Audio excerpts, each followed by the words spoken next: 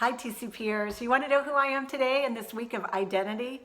OMG, I am so jazzed. Yep. I am standing in my big girl dollhouse, hummingbird cottage that I call. It's my office. It's my office that I created before I have a business. You know, it's the way mothers prepare for their children that are coming into the world 9 months before. We get the nursery ready, right?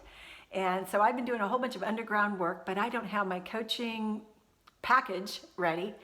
But for me, I've always kind of worked a little bit backwards. So I have this beautiful cottage.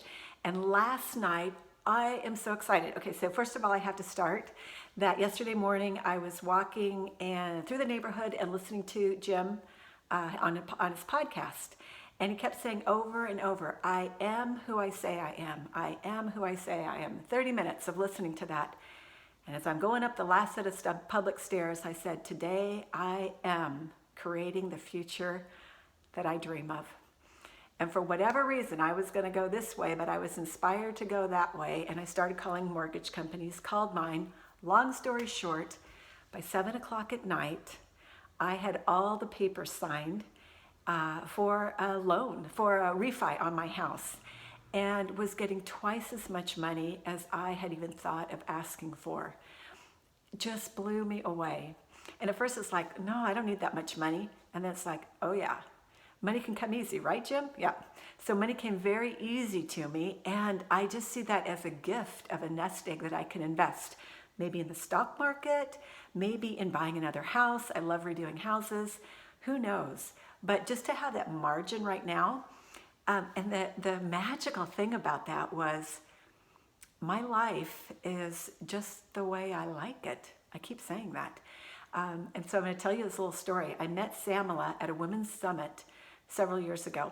We were roommates. We met each other, and she's just this big, full of life woman, walks into the room and tells me all about herself. And about 11 o'clock, she paused and said, and Colleen, what about you? What do you do? And after I signed up for this summit, I started asking myself that question too, like, what do I do? Why am I going? 400 women from all over the women who have their act together and are coming to share and support each other and, you know, get all the little final details. And like, why am I doing this? I think the main reason I did it was to meet Samala. So when she asked me that question, I said, well, really not much. I teach dance classes 2 nights a week. I give privates, occasional workshops for women. I have 2 Airbnb spaces in my basement, 2 studios that I rent out full time on a kind of like a revolving door thing. I have a guest room on my main floor that is oftentimes filled with workaway people from all over the world who come and exchange room and board for work. And then I have a 100-year-old cabin up on Mount Hood that I never get to go to because Vacasa rents it out nightly all the time. So pretty cool, huh? And so that's kind of what I do. It's like, you know, not much. And she looked at me and she said, Colleen, you're doing what we all wish we were doing. You do what you love and you get paid for it. You don't have a business, you have a playlist. And when it stops being fun, do something else. And I was like, wow. This woman just validated me in a way that I had never been able to validate myself. Because without a job and a paycheck and a W-2 statement or something, it really wasn't anything. But instead, what I'd done was I grew into the woman I wanted to be years earlier when I was listening to a book on tape. It was titled, A Woman of Independent Means. And I listened to that book, a story of a woman in the early 1900s, and I thought someday, I was in a really tough marriage at the time, someday I'm going to be a woman of independent means. And now I look back and I realize through joyful labor, a lot of effort, but because it was doing what I absolutely love, kind of like when Jim talks about, you know, would he do this? Yeah, it doesn't feel like work because he loves what he's doing. That's what I've been doing.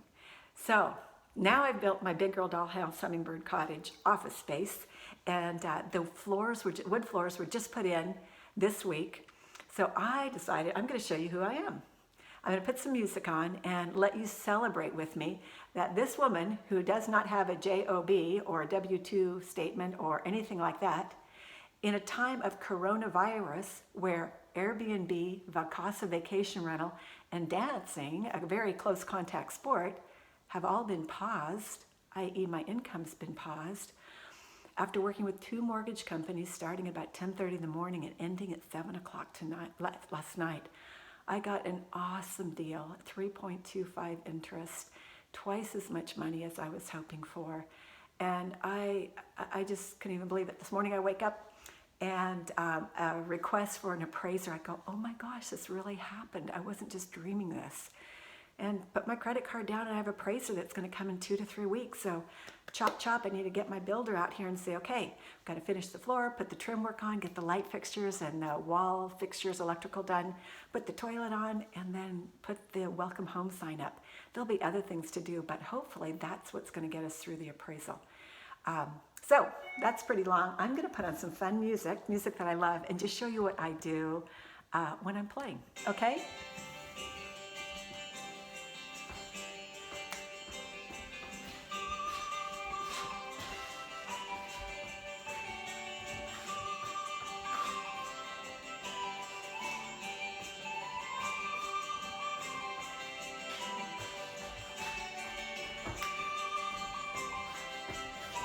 You have to look at my beautiful wood floors. Well, they're not quite so beautiful yet. Still need to be filled and sanded. But for me, I have a dance studio and a yoga studio in my backyard. I'm so thrilled. So thank you for being on my ride on the dance floor with me. That is, yeah, that's who I am, who I identify with being this morning as I create the life that I love. Bye for now.